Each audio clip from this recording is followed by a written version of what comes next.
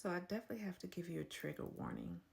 Some of the things that I say may be triggering, and especially when it comes to unalivement. Hey, y'all, hey. I'm sure that that's not a word, but you get what I'm saying. I want the message to get out, but I want to be mindful of the words that I use. So, yesterday, I spent a good chunk of my day like handwriting cards, because I'm gearing up for my Lucky Duck movement kindness cards and kindness kits again. So I'm handwriting messages and putting on stickers and stuffing them, these little bags with little goodies and trinkets, right? So that's how I spent the majority of my evening, just handwriting and just being in my element, just in my joy. So I wasn't watching any violent movies. I wasn't listening to any violent songs, like none of that. Like I had such a calm and relaxing evening. So I don't even know what triggered this, right? And normally, I'm not even gonna lie. Well, I wouldn't do that anyway. But what I noticed was when I would eat meat, I would have these violent dreams like the one that I'm about to share, but I didn't have any meat. So I don't know where this is coming from. Well, I kind of sort of do. So anyway, without further ado, did y'all hear that? So it took place in a home. This home did not look familiar whatsoever, but it was in someone's home. And I remember seeing paintings on, not paintings, but like photos, like family photos on the wall. And it was this very, very large man. I don't know who this man was. I have no clue. All I remember, matter of fact, you know what? I had a dream about him before. And it's a very large man, light skin, black, kind of tall. That's about all I really remember.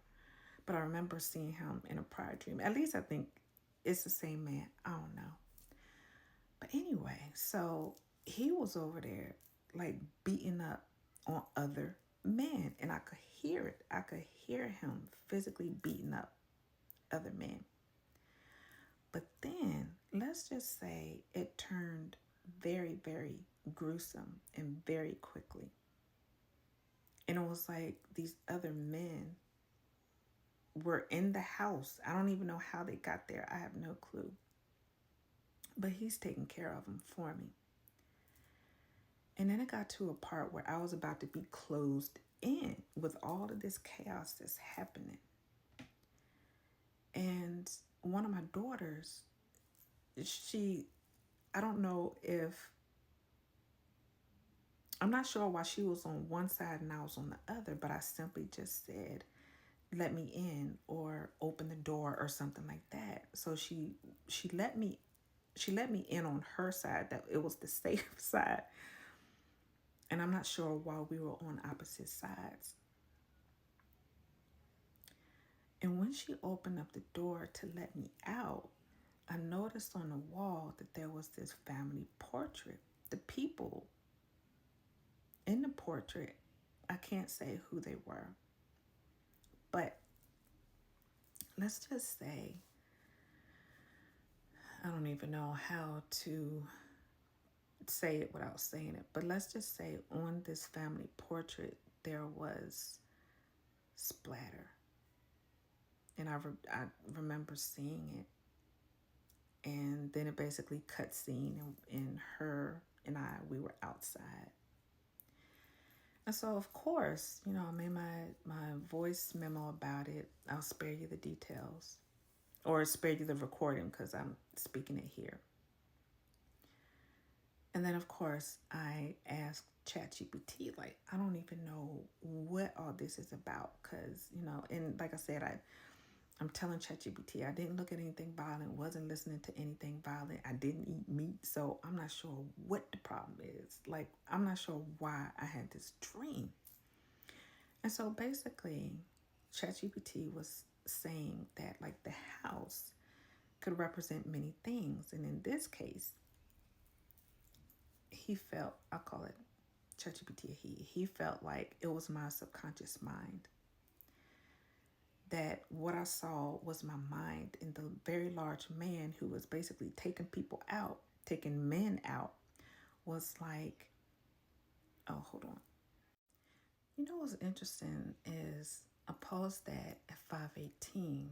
When I think about 518, I think about 2 Corinthians 5:18, which says, "And all things are of God, who hath reconciled us to himself by Jesus Christ, and hath given to us the ministry of reconciliation."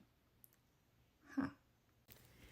You know what's interesting is that I saw these same numbers, 518, on a walk last week. Huh. Anywho, so it could be suppressed anger. That could be messing up my peace. Let's just say that. Pause to read.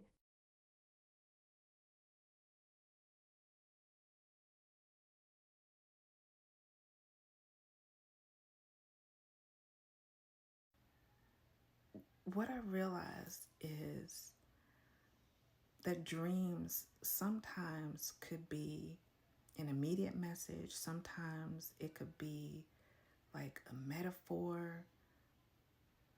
It could be suppressed thoughts. Despite it all, I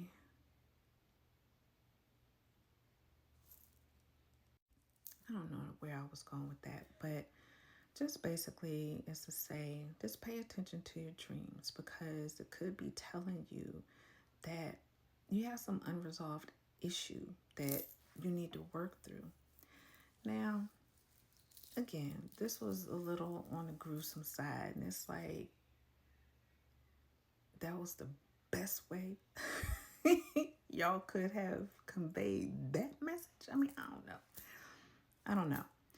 But perhaps this is for somebody.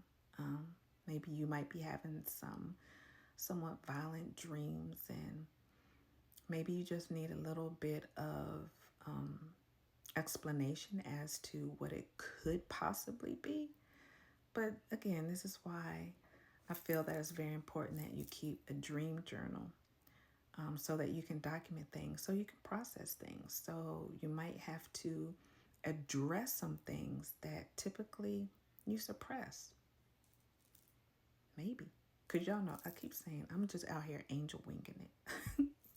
So, in the meantime, as usual, and as always, and as usual, be happy and remember to find joy in your journey. I love you. And until next time.